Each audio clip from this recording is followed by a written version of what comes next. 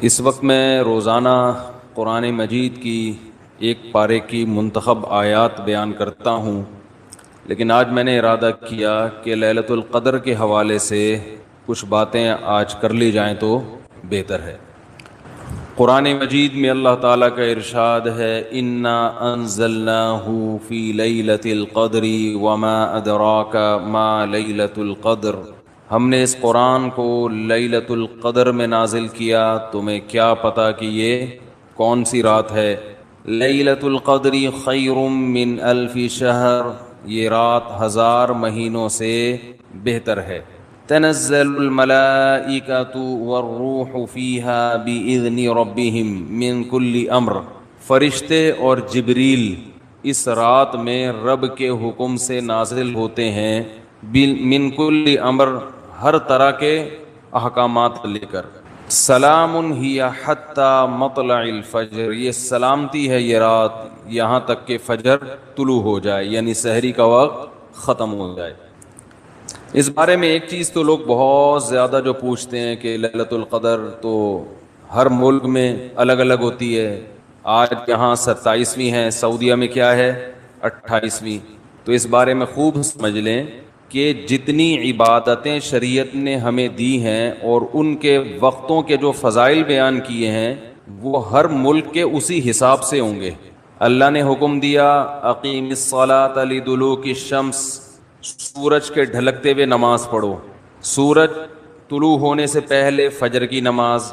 تو آپ جہاں نماز پڑھ رہے ہوگے وہاں کا سورج مراد ہوگا یا جاپان کا؟ بولو نا بھائی، کیا ہو گیا بھائی؟ جاپان میں ہو تو جاپان میں سورج طلوع ہو رہا ہے، پاکستان میں ہو تو پاکستان میں۔ ابھی جاپان میں تو پتہ نہیں کیا ٹائم ہو رہا ہوگا۔ تو جیسے نمازوں کے اوقات ہر ملک کے اپنے حساب سے ہوتے ہیں، سعودی عرب میں فجر کا ٹائم جب داخل ہوتا ہے تو ہمارے ہاں فجر گزر چکی ہوتی ہے، اشراق کا وقت بھی ختم ہو چکا ہوتا ہے۔ تو اب کوئی کہے کہ میں سعودیہ کے حساب سے چلوں گا، تو سعودیہ میں تو بھائی فجر کی نماز جب آپ ہو رہی ہوتی ہے تو یہاں سورج طلوع، بلکہ یہاں جب فجر ہو رہی ہوتی ہے وہ تو پیچھے ہے نا 2 گھنٹے، ہاں یہاں سورج طلوع ہو چکا ہوتا ہے، وہاں عشاء کی نماز ہوتی ہے، وہاں مغرب کی ہوتی ہے اور یہاں عشاء کی ہو رہی ہوتی ہے۔ تو جیسے نمازوں میں ہر ملک کا اپنا ایک طریقہ ہے، اپنے وقت ہیں، تو ایسے ہی جو سال کی تاریخیں ہیں، عید ہے، بقرعید ہے، یوم عرفہ ہے، لیلۃ القدر ہے، آخری عشرہ ہے، یہ سب اس ملک کے حساب سے ہوگا۔ جیسے جیسے جس ملک میں عشاء کا وقت داخل ہوا تو اللہ نے جو خاص پیکیج رکھا ہوا ہے اپنے بندوں کے لیے، وہ پیکیج اس ملک کے لیے اسٹارٹ ہو گیا۔ ہر نیکی کا ثواب 1000 گنا بڑھا دیا گیا۔ تو لیلۃ القدر رمضان کے آخری عشرے میں، اور رمضان کے آخری عشرے میں طاق راتوں میں امکان زیادہ، اور 27ویں میں اور بھی زیادہ۔ سمجھ رہے بات کو؟ اور آج کون سی رات ہے؟ 27ویں رات ہے۔ تو اس بات کا بہت امکان ہے کہ آج کون سی رات ہو؟ لیلۃ القدر۔ اس رات میں جس ملک میں یہ رات ہوگی وہاں فرشتوں کا نزول ہوگا، اور خاص طور پر جبریل علیہ الصلاۃ والسلام کا نزول۔ جیسے پیغمبروں میں سب سے افضل پیغمبر محمد صلی اللہ علیہ وسلم ہیں، تو فرشتوں میں سب سے افضل فرشتے کون سے ہیں؟ جبریل، جن کو اللہ نے روح الامین قرار دیا، مقدس روح۔ روح کیوں کہا؟ روح اس لیے کہا کہ روح جب ہماری باڈی میں ہوتی ہے تو ہماری باڈی زندہ ہوتی ہے، تو جبریل علیہ الصلاۃ والسلام ہماری روح کے لیے، روح کو طاقت بخشنے کا ذریعہ بنتے ہیں، کیونکہ وہ وحی لے کر آئے، اور وحی سے ہماری روحانی قوت، بولو نا بھائی، بڑھتی ہے۔ روحانی قوت کس سے بڑھتی ہے؟ وحی سے۔ عبادات ہمیں پتہ چلی وحی کے ذریعے، روزے ہمیں پتہ چلے وحی کے ذریعے۔ یہ آسمان سے کون سارے پیغام زمین پر نبی کے پاس لے کر آیا؟ جبریل علیہ السلام۔ جبریل نے نبی کو بتایا کہ شہر رمضان الذی انزل فیہ القرآن، اللہ کا کلام جبریل نے لیا، اور جبریل علیہ السلام نے ہمارے نبی صلی اللہ علیہ وسلم کے دل پہ یہ کلام نازل کیا۔ تو ہمیں جو پتہ چلا کہ رمضان میں روزے رکھنے ہیں، یہ ہمیں نبی سے پتہ چلا، اور نبی کو کس سے پتہ چلا؟ جبریل علیہ السلام سے۔ نماز کا ہمیں پتہ چلا نبی سے، اور نبی کو کہاں سے؟ کیا ہو گیا بھائی؟ پرابلم؟ تو نبی کو کہاں سے پتہ چلا؟ جبریل علیہ السلام سے. تو ہر جتنی بھی وحی آ رہی ہے نا وہ ساری ڈائریکٹ کہاں سے؟ جبریل کے ذریعے. تو ان کے ذریعے ہماری روح کو کیا مل رہی ہے؟ تقویت، طاقت مل رہی ہے روح کو.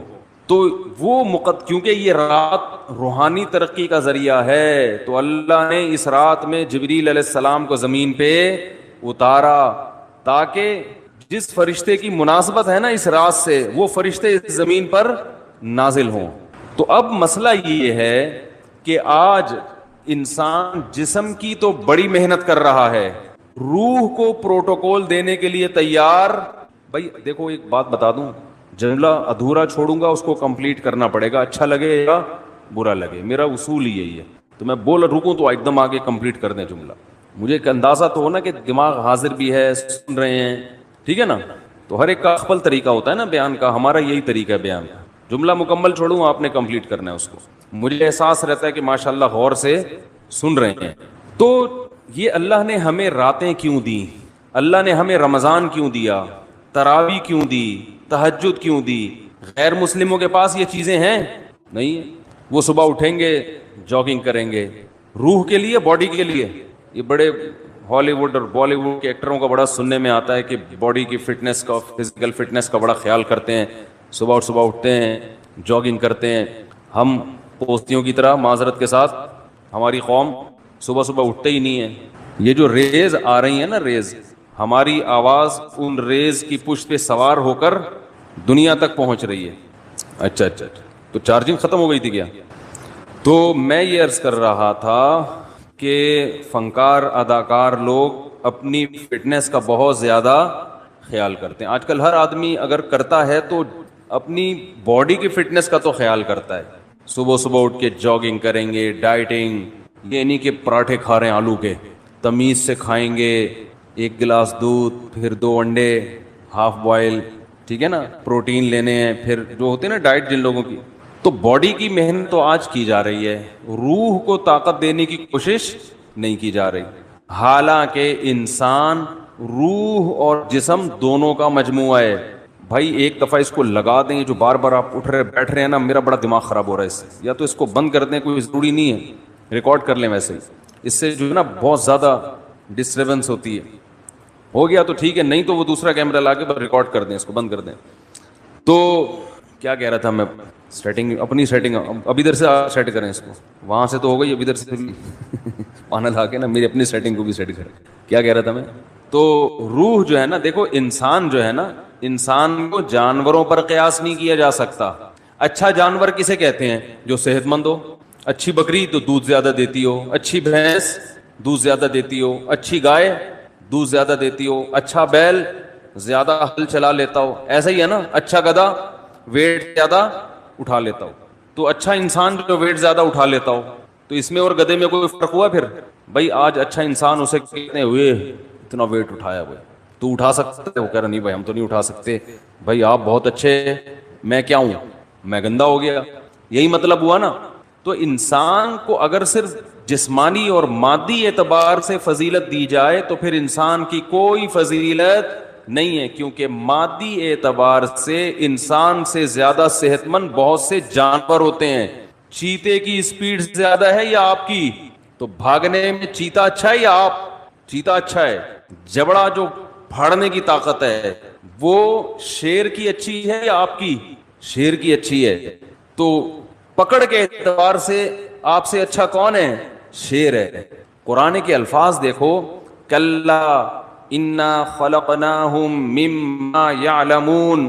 اللہ فرماتے ہیں ہرگز یہ انسان اپنے آپ کو فضیلت والا نہ سمجھے، اس لیے کہ ہم نے اس انسان کو جس چیز سے پیدا کیا ہم جانتے ہیں، پانی کے غلیظ قطرے سے بنایا، تو یہ کوئی قابل فضیلت چیز نہیں ہے. تمہارا تو میٹیریل ہی گندا ہے جس سے تمہیں بنایا گیا. گندا میٹیریل، پیٹ میں ہر وقت گند، اور مرنے کے بعد بھی گند. ایک پتلی سی لیئر چڑھا دی اللہ تعالیٰ نے ایک اسکن کی، کھال کی، جس سے انسان کی گندگی چھپ جاتی ہے. بنایا کس سے؟ غلیظ ناپاک پانی، جو باڈی سے نکل جائے تو غسل فرض ہو جاتا ہے، کپڑوں پہ لگ جائے تو دھوئے بغیر نماز نہیں ہوتی، اتنا گندا. اور جب ماں کے رحم میں وہ بننا شروع ہوتا ہے تو اتنا بدبودار گوشت کہ اگر وہ دنیا میں آ جائے تو لوگ ناک دبا کے بھاگ جائیں وہاں سے، اتنا گندا. اور جب دنیا میں آتا ہے تو اندر بھی سب کیا بھرا ہوا ہے؟ بولو نا بھائی، گند. ناک جتنے سوراخ ہے نا انسان کے، کسی ایک سوراخ سے بھی کوئی مشک و عنبر کی خوشبو نہیں آتی. کان سے کیا نکلتا ہے؟ کوئی عود کی خوشبو نکلتی ہے کان سے. ویسے جب کانیں ہوتی ہیں نا ان میں تو پتہ نہیں کیا نکلتا ہے، لیکن انسان کے کان سے گند نکلتا ہے. ناک سے کوئی مشک و عنبر کبھی دیکھا کسی کے نکلتے ہوئے؟ بھئی ناک سڑکتا ہے تو خوشبو کے بھبوکے آتے ہیں، کبھی دیکھا؟ بول دو نا نہیں دیکھا تو کیا ہو جا رہا ہے اس میں. آنکھ سے کیا نکلتا ہے؟ سے بھی گند نکلتا ہے. تھوک منہ سے اور قضائے حاجت تو گند ہی گند، ہر جگہ سے گند نکل رہا ہے. اس لیے کہ اندر ہے ہی گند، بھرا وہی گند ہے. کاٹو تو خون نکلتا ہے، وہ بھی ناپاک. کپڑوں پہ لگ جائے تو نماز نہیں ہوتی. بس ایک اللہ نے ہلکی سی نا پرت چڑھا دی ہے، ایک ہلکی سی لیئر ہے اسکن کی، جس کی وجہ سے وقار قائم ہے. جیسے گندگی کے اوپر چمکیلا کپڑا ڈال دیا جائے تو وہ گندگی دیکھنے میں خوبصورت لگتی ہے، اسے ہٹا کے دیکھو گے تو پتا چلے گا اندر کیا ہے. اور فیوچر انسان کا یعنی پاسٹ کیسا ہے؟ پانی کا غلیظ قطرہ. پریزنٹ جو اس کی ابھی موجودہ حالت ہے اس میں بھی گندی بھرا ہوا ہے. ذرا سی ہوا خارج ہو جائے نا تو مجلس میں لوگ بھاگ جاتے ہیں. اور فیوچر کیا ہے؟ جیسے ہی سانس بند ہوگی فوراً لاش سڑنا اور گلنا شروع. یہ چودھری صاحب ہیں، یہ وڈیرے صاحب ہیں، یہ چیف ہیں، یہ جناب پرنسپل صاحب ہیں، یہ ہیڈ ماسٹر ہیں، جو بھی ہو بھائی آپ، جیسے ہی روح نکلی گند ڈھیر میت جو ہے نا ایک دم سڑنا شروع ہو جاتی، آنکھیں ابلنا شروع ہو جائیں گی، ہاتھ خود بخود کرنا شروع. اتنی بدبو لاش کبھی دیکھی ہے؟ کس قدر بدبو ہوتی ہے اگر کوئی پرانی لاش پڑ گئی ہو. اس لیے حکم ہے اس کو مٹی میں جا کے دباؤ. کیڑے کھانے، آنکھوں میں کیڑے، کان میں کیڑے، ناک میں کیڑے گھس رہے ہوتے ہیں کھانے کے لیے. یہ بڑے بڑے حسین اور جمیل لوگوں کا یہ حال ہوتا ہے. تو اللہ فرماتے ہیں کہ انسان تجھے جو میں نے فضیلت دی ہے وہ فزیکل فٹنس کی وجہ سے نہیں دی ہے، اس وجہ سے نہیں دی ہے کہ تیرے پاس وسائل بہت ہیں، وسائل کی وجہ سے بھی نہیں کہ تو بڑا پیسے والا ہے. انسان کو اللہ نے فضیلت دی ہے روحانی زندگی کی وجہ سے. جس کی روح اچھی ہوگی جسم سے نکلنے والے اعمال اچھے ہوں گے. روح گندی ہوگی جسم سے نکلنے والے اعمال گندے ہوں گے. کہتے ہیں نا موسیقی روح کی غذا ہے، گندے لوگوں کی روح کی غذا ہے. اچھے لوگوں کی روح کی غذا قرآن کی تلاوت اور ذکر اللہ ہے. ہمارے حضرت جب ذکر کیا کرتے تھے نا عجیب کیفیت ہو جاتی تھی. ایک شعر پڑھا کرتے تھے، دم رکا سمجھو اگر دم بھر بھی یہ ساغر رکا، میرا دور زندگی ہے یہ جو دور جام ہے. کیا زبردست شعر ہے. اللہ کے ذکر کو نا شراب سے تعبیر کیا ہے. جیسے شرابیوں کو شراب محبوب ہوتی ہے نا، اور شراب خانے میں جب وہ جاتے ہیں، میں خانہ جسے کہتے ہیں، آواز صاف آ رہی کہ نہیں آ رہی؟ میں خانے میں شرابی جاتے ہیں تو شراب کے جام چل رہے ہوتے ہیں. ادھر ایک پیا ختم ہوا لیا دوسرا پیا، ٹھیک ہے نا. تو جیسے شرابی کو شراب سے عشق ہوتا ہے اور وہ کہتا ہے دم رکا سمجھو، کہہ رہے سمجھو میرا دم رک گیا، دم بھر بھی یہ ساغر رکا. ایک دم کے لیے بھی اگر یہ دور رک گیا تو میرا دم ختم، میں مر جاؤں گا، میں برداشت نہیں کر سکتا. میرا دور زندگی ہے یہ جو دور جام ہے، یہ جو شراب کا دور ہے نا یہی میری زندگی کا بھی دور ہے. میرے بلڈ کی جو سرکولیشن ہے وہ اسی سرکولیشن کی وجہ سے جو شراب کے پیالے جو گھوم رہے ہیں. تو حضرت اللہ کے ذکر کے بارے میں یہ شعر پڑھا کرتے تھے کہ اللہ کے ذکر کی ہمیں ایسی لت پڑ گئی ہے، ایسا چسکا لگ گیا ہے جیسے شرابی کو شراب کا چسکا لگتا ہے. تو حضرت بڑے مزے سے ذکر اللہ کے بارے میں یہ شعر پڑھا کرتے تھے، دم رکا سمجھو اگر دم بھر بھی یہ ساغر رکا، کہ اللہ تیرے نام کی لذت اور تیرے نام کا چسکا ہمیں ایسا لگ گیا ہے کہ دنیا کی کوئی بھی نعمت ہم سے چھین لی جائے ہم مریں گے نہیں. کوئی ہم سے تیرا نام لینا چھڑوا دے، کوئی ہماری زبان پہ تیرا ذکر کرنا ہم سے چھڑوا دے، ہم ایک سیکنڈ کے لیے بھی زندہ نہیں رہ سکتے. یہ کیفیت ہوتی ہے کس کی بھائی؟ اہل اللہ کی، جن کی روح پاکیزہ ہوتی ہے، اور جن کی روح ناپاک ہوتی ہے جب تک وہ اداکاراؤں کے ڈانس اور ناچ نہ دیکھ لیں اور ان کے ناچ گانے کا میوزک نہ سن لیں، ان کی روح کو تسکین، بولو نا بھائی، نہیں ملتی۔ تو روح کی بات ہے، جیسے ہیروئنچی کو اور شرابی کو اس کی باڈی کو تسکین ہیروئن اور شراب سے ملتی ہے، لیکن جس انسان کو اس گندگی کی عادت نہیں ہے اسے تسکین کے لیے شراب اور ہیروئن کا سہارا نہیں لینا پڑتا، اسے تو بدبو آتی ہے، اسے تو گھن آتی ہے۔ تو مسئلہ ہی سارا کس کا ہے بھائی؟ روح کا ہے۔ تو اللہ تعالیٰ نے جبریل علیہ الصلاۃ والسلام کے ذریعے انسان کی روح کو طاقت دی ہے۔ تو روح پاکیزہ بنتی ہے برے اعمال کو چھوڑنے سے اور عبادت کرنے سے، اور جیسے جیسے عبادت کرتا ہے انسان، روح اور زیادہ پاکیزہ ہونا شروع ہو جاتی ہے۔ یعنی اگر آپ کی روح میں پاکیزگی نہیں ہے تو آپ عبادت شروع کر دو، پیدا ہونا شروع، اور جیسے جیسے پاکیزگی آئے گی، عبادت جو مشکل لگ رہی تھی وہ عبادت آسان ہونا شروع ہو جائے گی۔ تو آج باڈی کی طرف تو ہماری قوم کی تو نہ باڈی کی طرف توجہ ہے نہ روح کی، لیکن میں تو ان لوگوں کی بات کر رہا ہوں جو لبرل لوگ ہیں، وہ روح کو تو بالکل فوکس کرتے ہی نہیں ہیں، اور ہمارے ہاں تو نہ روح کی فکر اور نہ جسم کی فکر، کسی چیز کی فکر لیس، ٹینشن فری زندگی۔ ٹینشن تو فری نہیں ہے لیکن فکر فری کہہ سکتے ہیں، جس کی وجہ سے ٹینشن ہی ٹینشن، کیونکہ جب نہ ادھر کے نہ ادھر کے تو پھر ظاہر ہے کھا کھا کے دھماکے سے پھٹ جائیں گے، اور روحانی زندگی کا تو بیڑا غرق۔ تو رمضان میں اللہ تعالی دیکھو روح کو طاقت ملتی ہے نفس کے خلاف مجاہدہ کر کے۔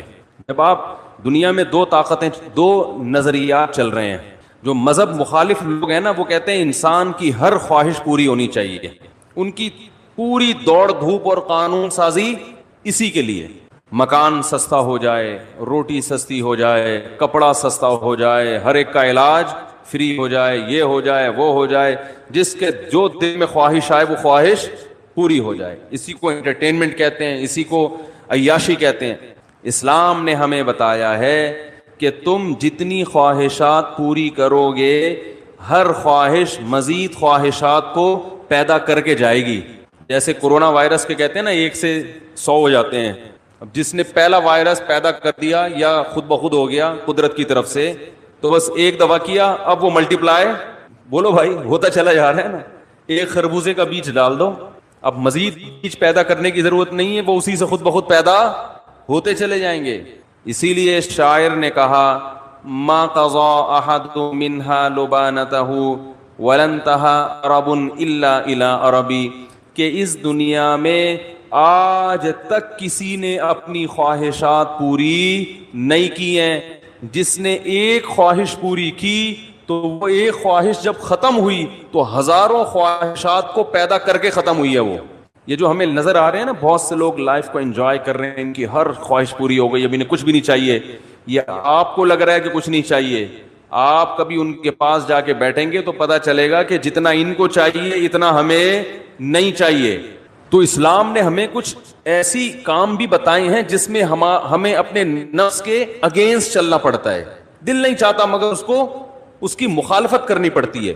دل کی خواہشات کو جتنا کچلیں گے روح کو طاقت اتنی زیادہ ملے گی، اور روح کو تسکین ملتی ہے اس سے۔ تو اسلام نے ہمیں اپنے جسم کی خواہشات کو کچلنے کے لیے روزہ دیا، روزہ رکھو صبح صادق سے لے کے غروب آفتاب۔ کیسا پھیکا پھیکا ہو جاتا ہے نا انسان روزے میں، مجھے تو آپ ابھی بھی پھیکے پھیکے سے ہی لگ رہے ہیں، عجیب سا نا کسی کام کا دل لگ رہا ہے، بیٹھے ہوئے ہیں، نہ گٹکا کھا سکتے ہیں، نہ پان کھا سکتے ہیں، نہ سگریٹ پی سکتے ہیں، نہ چائے پی سکتے ہیں، نہ کھانا کھا سکتے ہیں، سوکھا سوکھا سا منہ ہوتا ہے سب کا۔ روزے کی حالت میں دیکھو سب کی حالت کیا ہوتی ہے، کسی کام میں دل نہیں لگ رہا، اللہ نے کہا بس 1 نہیں 2 نہیں 3 نہیں 4 نہیں، کتنے 29 یا 30، آسان کام تھوڑی ہے۔ پھر ہاتھ باندھ کے اللہ کے سامنے کھڑے ہو جانا، نماز میں باؤنڈ کر لینا اپنے آپ کو۔ آج دنیا میں دنیا پرستوں کے لیے سب سے قیمتی چیز ٹائم ہے۔ وہ ٹائم کہتے ہیں کہ اتنی دیر ہم مسجد میں اللہ کے سامنے ہاتھ باندھ کر کھڑے رہیں، اس سے ہمیں ملتا تو کچھ بھی نہیں ہے، تو یہ تو ٹائم ویسٹنگ ہے۔ تو اللہ نے کہا کہ کرو یہ کام، تمہارا دل نہیں چاہتا مگر تمہیں کرنا پڑے گا۔ تو جب انسان بار بار بار بار اپنی خواہشات کے اگینسٹ چلتا ہے نا تو اس کی روح کو طاقت ملنا شروع ہو جاتی ہے. اتنی روحانی قوت اس کے اندر پیدا ہوتی ہے, وہ کچھ کر کے دکھاتا ہے جس کا لوگ تصور نہیں کر سکتے تھے. یہ جو اسلاف کے واقعات ملتے ہیں, عشاء کی نماز میں کھڑے ہوئے اور فجر تک نماز پڑھتے رہے, یہ تو تواتر سے ثابت ہے. بعض لوگ اس کا مذاق اڑاتے ہیں کہ یہ ممکن نہیں ہے, اور بعض کہتے ہیں وہ حدیث میں تو آتا ہے کہ جس نے ایک دن میں 3 دن سے کم میں قرآن ختم کیا اس نے سمجھا ہی نہیں. اس حدیث کا مطلب کیا ہے وہ میں کسی اور موقع پہ بتاؤں گا, ورنہ وہ سارا موضوع چینج ہو جائے گا. اسلاف سے, صحابہ سے تواتر کے ساتھ ثابت ہے کہ ایک ایک رات میں ایک ایک رکعت میں پورا قرآن ختم کیا انہوں نے. حدیثوں کا مطلب جو ہے نا پروفیسروں سے مت پوچھو, یہ صحابہ اور تابعین سے پوچھا کرو کہ کون سی حدیث کا کیا مطلب ہے. حضرت عمر رضی اللہ تعالی عنہ نے حضرت عثمان کی طرف ایک دن اشارہ کر کے فرمایا کہ مجھے اس شخص سے محبت کیوں نہ ہو, یہ وتر کی ایک رکعت میں پورا قرآن پڑھ لیتے ہیں. وتر کی جو تیسری رکعت ہے نا, اور حجر اسود کے سامنے کھڑے ہوتے ہیں اور پوری رات ایک رکعت میں پورا قرآن. حضرت عمر کا اپنا معمول کیا تھا, فجر میں اتنی لمبی نماز پڑھاتے تھے, آج تو ہم افورڈ ہی نہیں کر سکتے.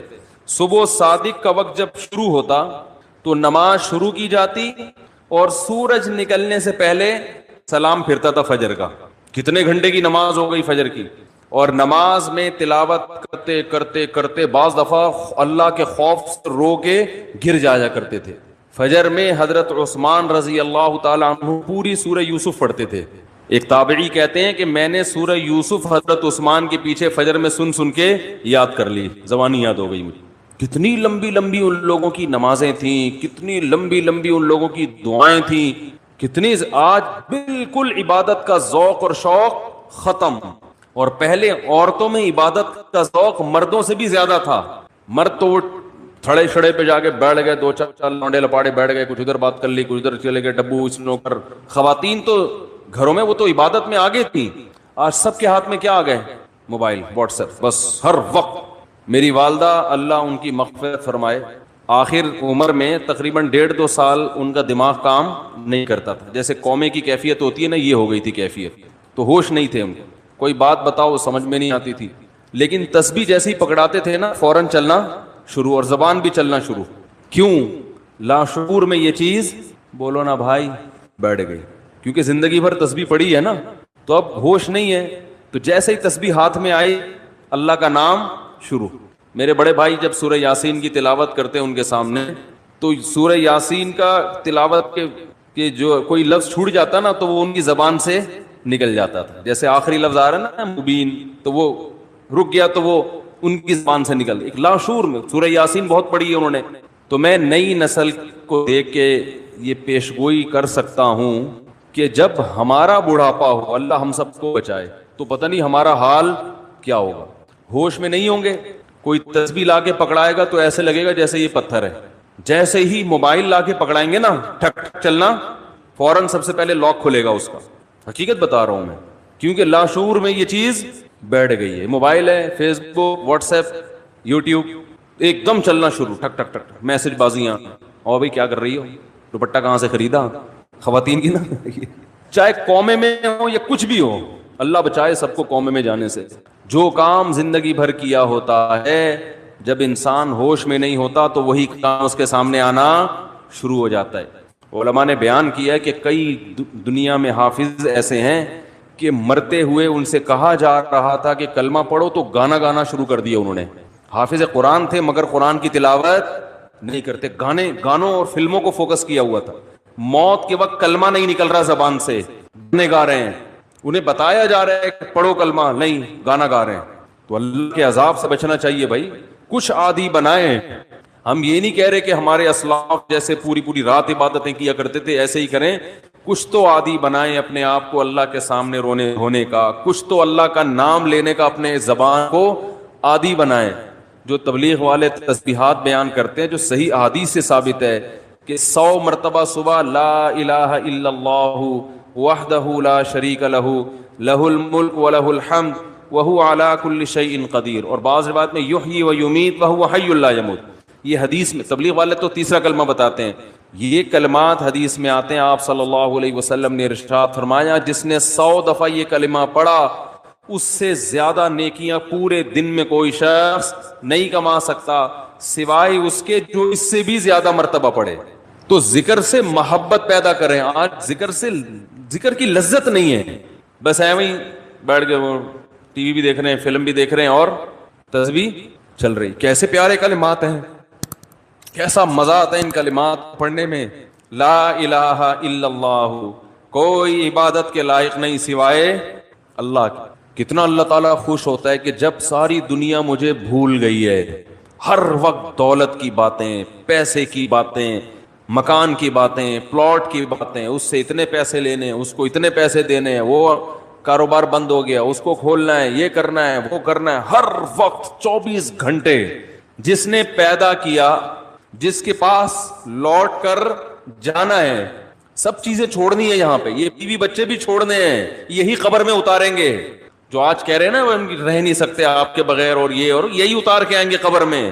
اور اگر کورونا سے مر گئے نا، اللہ بچائے، تو قبر میں بھی نہیں جائیں گے، بولیں گے یہ تو مر گیا، ہمیں نہ مار دے کہیں۔ دور دور سے دیکھ نہیں رہے کیسے جنازے ہو رہے ہیں۔ یہ تو انسان کی محبت ہے، یہ تو اوقات ہے انسان کی۔ تو جس کے پاس لوٹ کر جانا ہے اور جس نے بنایا ہے، هو اعلم بكم اذ انتم اجنة في بطون امهاتكم، اللہ فرماتے ہیں جب تم ماں کے پیٹ میں تیار ہو رہے تھے نا، وہ رب تمہیں اس وقت سے جانتا ہے۔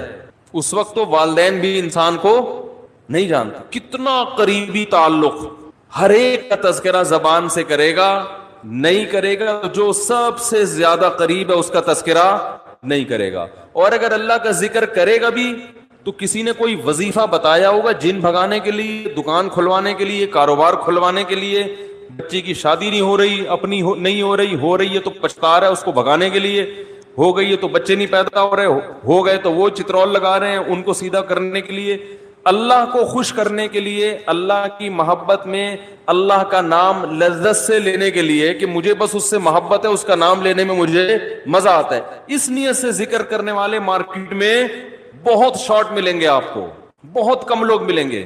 کوئی بیٹھا ہو نا صبح اللہ اللہ کر رہا ہو، کیوں کر رہے ہو؟ وہ جی فلاں پیر صاحب نے بتایا تھا، وہ فلاں پیر صاحب نے کہا تھا یہ کرو گے تو یہ والا کام ہو جائے گا۔ او بھائی اللہ نے پیدا کیا ہے، جیسے دنیا کا تذکرہ کرتے ہو بغیر ضرورت کے کرتے ہو نا۔ خواتین جب آپس میں ملتی ہیں دوسرے کا لباس دیکھتی ہیں، بہن کہاں سے خریدا، کتنے کا خریدا، ضرورت ہوتی ہے، حالانکہ جیب میں ایک پیسہ بھی نہیں ہوتا خریدنے کا، لیکن محبت جس چیز سے ہوتی ہے اس کا تذکرہ کرنے میں انسان کو، بولو نا بھائی، مزہ آتا ہے۔ مرد جب آپس میں بیٹھتے ہیں تنخواہ پوچھ رہے ہوتے ہیں کیسا چل رہا ہے بزنس، کیا ہو رہا ہے، کتنا پروفٹ ہوا۔ جس چیز سے محبت ہے انسان کو اس کا نام لینے میں مزہ آتا ہے۔ یہ مزہ اللہ کا نام لینے میں بھی پیدا کر لیا جائے اپنے دل میں تو وہی کیفیت ہوگی کہ دم رکا سمجھو اگر دم بھر بھی یہ ساغر رکا۔ میرا دور زندگی ہے جو دور جام ہے۔ حضرت فرمایا کرتے تھے، ہمارے حضرت جب بیان کرتے نا اور اللہ کی محبت میں کبھی کوئی شعر سنا دیا تو پورا موضوع ان کا چینج ہو جاتا تھا۔ جیسے میں شادیوں پہ آتا ہوں نا اگر، تو پورا موضوع میرا کیا ہو جاتا ہے، ارے جہنم کی بات چل رہی ہو، وہاں کی ہولناکیاں چل رہی ہوں، سانپ بچھو، اور کسی نے شادی کی بات کر لی تو ہمارا پورا ٹاپک چینج ہو جاتا ہے نا۔ تو ہمارے حضرت کا جب بیان ہوتا تھا کہیں سے اللہ کی محبت کا کوئی تذکرہ آ گیا، اللہ کی نعمتوں کا، پورا بیان چینج۔ اور پھر حضرت فرماتے تھے کہ کچھ نہ، پھر یہ شعر پڑھتے تھے، کچھ نہ رستے کا پتہ ہم کو نہ منزل کی خبر، کچھ نہ رستے کا پتہ ہم کو نہ منزل کی خبر، جا رہے ہیں جس طرف ہم کو لیے جاتا ہے دل۔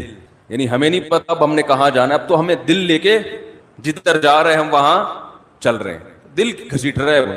تو اللہ کی محبت میں یہ حال کہ اب دل جہاں لے کے جائے گا وہاں، تو دل تو یہی کہہ رہا تھا بس اللہ کا تذکرہ کرو بیٹھ کے۔ تو اسی طرح یاد رکھیں یہ جو اہل اللہ جو دعا مانگتے ہیں، یہ دنیا داروں کی عادت ہوتی ہے، دعا مانگ رہے ہیں قبول نہیں ہو رہی، ہم تو کام ہی نہیں بن رہا، 20 سال سے شادی کر رہے ہیں شادی نہیں ہو رہی، 20 سال سے کاروبار کی دعا مانگ رہے ہیں، کاروبار نہیں مل رہا، 25 سال سے یہ دعا مانگ رہے ہیں، یہ نہیں ہو رہی۔ یہ دنیا داروں کی عادت ہے۔ اہل اللہ کہتے ہیں دعا مانگنے کی توفیق مل رہی ہے، بس اس سے بڑی کوئی نعمت نہیں ہے، کچھ نہ ملے ہمیں۔ حضرت عمر رضی اللہ تعالیٰ عنہ کا قول ہے نا کہ مجھے اس سے غرض نہیں ہے کہ میری دعائیں قبول ہو رہی ہیں کہ نہیں ہو رہی، مجھے اس کی فکر ہوتی ہے کہ دعا مانگنے کی توفیق مل رہی ہے کہ نہیں مل رہی۔ اگر اللہ اپنے سامنے ہاتھ اٹھا کر دعا مانگنے کی توفیق دے رہا ہے، اتنی بڑی نعمت ہے کہ اس نعمت کے بعد مزید ہمیں کچھ نہیں چاہیے۔ بھائی اللہ توفیق دے میرے سامنے ہاتھ اٹھا کے مانگو، تو یہ ہر ایک کو تھوڑی ملتی ہے توفیق۔ آج دنیا میں دعائیں مانگنے والے سب سے کم ہیں، سب سے کم۔ ایک تو مانگتے نہیں، اوپر سے مانگ۔ بھائی ذکر میں تو کم از کم اتنا ہوتا ہے کہ ترجمہ نہیں آتا تو پتہ ہی نہیں ہوتا کیا پڑھ رہا ہوں میں، لیکن جب دعا مانگ رہا ہوتا ہے تو براہ راست اللہ سے تعلق، تو یہ تو بہت گہرا تعلق ہے۔ تو دعاؤں میں جان ختم، دعاؤں میں لذت، بولو نا بھائی، ختم۔ جب اللہ سے تعلق ہی کمزور پڑتا چلا جائے گا تو بھائی پھر جو اللہ کو خوش کرنے کے لیے جو اعمال اللہ نے بتائے وہ کہاں سے پورے ہوں گے؟ وہ تو ہو ہی نہیں سکتے پورے۔ تو اس لیے ذکر اللہ کو ہلکا نہیں سمجھنا چاہیے۔ میں وہ ترجمہ بتا رہا تھا کہ چوتھے کلمے کا لا الہ الا اللہ، کوئی عبادت کے لائق نہیں سوائے اس اللہ کے، لہ الملک، اسی کے لیے بادشاہی ہے، وَلَهُ الْحَمْدُ، تعریف صرف اسی کے لیے۔ یہ جو کہتے ہیں فلاں بھی اچھا، فلاں پیسہ اچھا، فلاں کی گاڑی اچھی، فلاں کی بلڈنگ اچھی، فلاں کا پلاٹ اچھا، بحریہ ٹاؤن کا مکان اچھا، اسلام آباد کی رہائش اچھی، تو لہ الحمد، اے اللہ تعریف کے قابل صرف کون ہے؟ تو، باقی سب مٹی فنا ہونے والی چیزیں۔ وہ بھائی بحریہ ٹاؤن کا جو مالک ہے کل وہ بھی قبر میں اترے گا، ہم اور آپ کس کھیت کے مولی ہیں؟ 2-4 بنگلے بن گئے بحریہ ٹاؤن میں، 8-10 پلاٹ ہو گئے، وہ آدمی تمیز سے بات کرنا ہی چھوڑ دیتا ہے۔ بات بات میں بتا رہا ہوں، بحریہ ٹاؤن میں رشتہ لینے بھیجے گا، بحریہ ٹاؤن میں پلاٹ، تو رشتہ لینے بھیجنے کی پھر ضرورت نیٹ پہ ڈال دے، ٹھیک ہے نا؟ ایسا ہی ہے نا، رشتے خود آئیں گے، دھکے دے دے کے آئیں گے، ہٹو بھائی۔ آپ کے لیے وہ جو لوگ مجھے کہہ رہے تھے رشتہ تلاش کر رہے ہیں مل نہیں رہا، میں کہہ رہا ہوں تمہاری جیب میں کچھ ہے ہی نہیں تو رشتہ کہاں ملے گا؟ کہہ رہے ہیں استخارہ بھی نکال لیا پھر بھی نہیں مل رہا۔ استخارہ نہیں نکالو، پیسے نکالو، پیسے نکالو گے تو رشتہ ملے گا، اور اگر پیسے نہیں ہیں تو پیغام بھیجو، صبر کرو، اگر کوئی قبول کرے ٹھیک ہے، نہیں کرے تو صبر کرو۔ دنیا مسافر خانہ ہے بھائی، 4 شادیاں کرنی ہیں، لیکن جو جس چیز کی چاہت ہے ضروری تھوڑی کہ وہ پوری بھی ہو جائیں۔ کوشش کرنے کا میں مشورہ دیتا ہوں، شادی ہو بھی جائے گی اس کی کوئی گارنٹی نہیں ہے، اور ہو کے نبھا بھی پائیں گے اس کی بھی کوئی گارنٹی نہیں ہے۔ اب لیلۃ القدر میں شادی پھر شروع ہو گئی، تو مسائل یہی چل رہے ہیں نا۔ تو اللہ نے اللہ کا کیا فرمایا کہ لہ الملک ولہ الحمد، اے اللہ تیرے لیے ہی بادشاہی اور اسی کے لیے حمد، یحیی و یمیت، اتنا زبردست قدرت والا کہ جس کو چاہتا ہے زندگی دیتا ہے اور جس کو چاہتا ہے مار دیتا ہے۔ حیات بھی ہماری مرضی سے نہیں، پانی میں انسان بنا کے ماں کے پیٹ سے باہر نکال دیتا ہے، یہ زندگی ہے، ہم اپنی مرضی سے بنے ہیں۔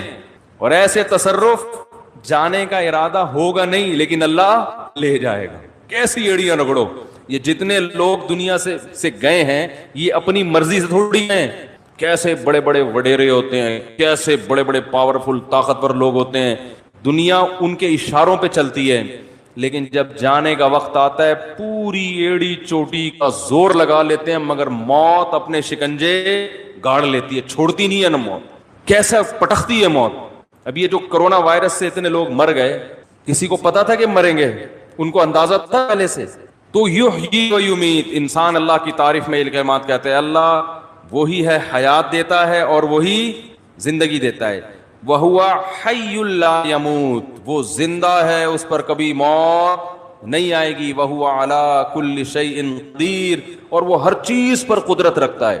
تو یہ کلمات 100 دفعہ ترجمہ سوچ کے، مفہوم سوچ کے، صرف اللہ کو خوش کرنے کے لیے، اس نیت سے کہ اللہ کی محبت کی چنگاری ہمارے دل میں پیدا ہو جائے، تو ارادہ کرتے ہو کہ نہیں کرتے بھائی؟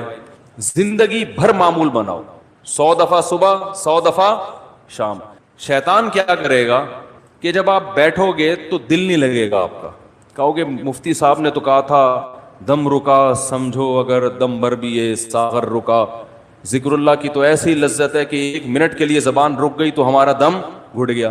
ہمارا تو پڑھنے میں دم گھٹ رہا ہے، پھپھی کا فون آ رہا ہے، موبائل بار بار اٹھا کے چیک کر رہے ہیں، یار کس کا فون؟ آج کل ذکر کر رہے ہوتے ہیں نا، دیکھو تراویح میں ہر 2 رکعت کے بعد بعض لوگ چیک کر رہے ہوتے ہیں، کچھ آیت تو نہیں ہے، خالہ کا فون ہے، پھپھی کا فون ہے، فلانے کا ہے، کیا ہے وہ سب۔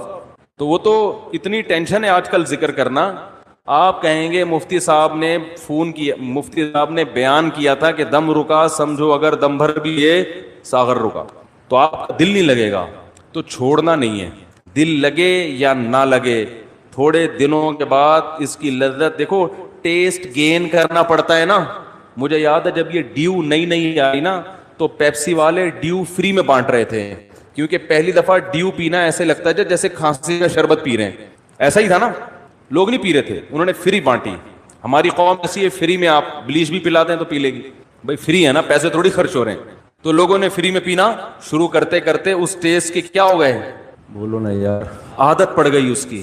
تو لت لگانی پڑتی ہے، ٹیسٹ گین کرنا پڑتا ہے. ابھی کبھی اللہ کا نام لیا ہی نہیں ہے زندگی بھر، لیا بھی ہے تو ایسے ہی قوالی میں لیا ہے، قوالیوں میں لے رہے ہیں اللہ کا نام.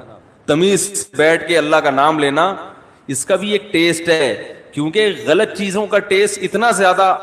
دیکھو جو ڈبے کے دودھ کے عادی ہوتے ہیں نا بچے، ان کو آپ بھینس کا خالص دودھ پلاؤ الٹی کر دیں گے، وہ ان کو اس میں سے بدبو آ رہی ہوتی ہے، حالانکہ وہ بدبو نہیں بلکہ خوشبو ہوتی ہے. بھینس کے دودھ میں بدبو ہوتی ہے، خوشبو ہوتی ہے، خوشبو ہے. میں سعودیہ گیا نا، 2 مہینے کا ویزا تھا میرا، تو 2 مہینے میں نے بھینس دودھ نہیں ملا، ڈبے کا ہی پیتے رہے. حالانکہ وہ بھی یہی ہوتا ہے، لیکن ایک پروسیس سے گزر کے پتہ نہیں اس میں وہ ذائقہ ہی نہیں تھا. جب میں یہاں آیا کچن میں جاتے ہی میں نے جیسے ہی دودھ کی دیگچی کا ڈھکن ہٹایا ہے، جو خوشبو کے جھونکے آئے ہیں، میں نے کہا یار کیسا پیارا دودھ ہمیں اللہ نے دیا ہے. فوراً گلاس بھر کے پیا، اتنا ذائقے والا دودھ ہے یہ. تو جو ڈبے کے دودھ کا عادی ہو اسے بھینس کا دودھ پہلے 1 چمچ پلاؤ، دیکھو الٹی تو نہیں کر رہا، پھر 2 چمچ، آہستہ آہستہ آہستہ آہستہ، پھر اسے ایسا چسکا لگے گا کہ ڈبے کا اس کو اچھا نہیں لگے گا. جس بچے کو دیسی گھی کھانے کی عادت نہیں ہے تو اسے آہستہ آہستہ دیسی گھی چٹانا پڑتا ہے. تھوڑے دنوں میں دیسی گھی کی لذت سے مانوس ہو جائے گا، پھر اسے یہ دوسرا گھی اچھا نہیں لگے گا. عرب زیتون اتنا کھاتے ہیں، انہیں زیتون نہ ملے تو مر جائیں. ہمارے یہاں زیتون کسی کو کھلاؤ وہ کہتے ہیں یہ کیا کڑوا. تو ایسے ہی یاد رکھو، انسان اپنی زبان کا ذائقہ خراب کر دیتا ہے. تو اللہ کا ذکر کرتے کرتے کرتے کرتے کیا ہوگا، ٹیسٹ گین ہو جائے. مفتی